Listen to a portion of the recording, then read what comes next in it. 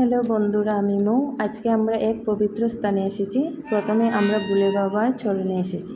শিবজি, যাকে আমরা বুলেনাথ মহাদেব নামে চিনি, সকলের দুঃখ দূর করে। শ্রাবণ মাসের দ্বিতীয় সোমবার ভক্তি মনে মহাদেবের পুজো করলে তিনি তুষ্ট হন। তাই আমি আর আমার বান্ধবী মহাদেবের পুজো করতে চলে গিয়েছি।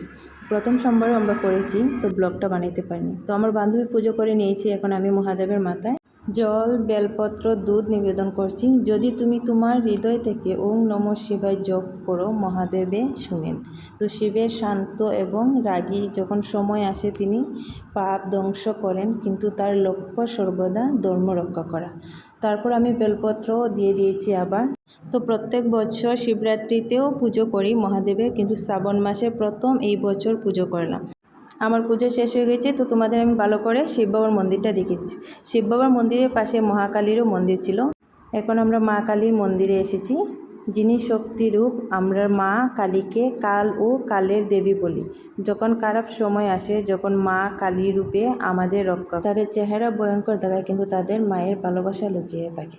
তো বন্ধুরা, যদি আমার ভিডিওটা ভালো লাগে একটু সাপোর্ট করো আর লাইক, কমেন্ট, শেয়ার করো। তো বাই বাই বন্ধুরা।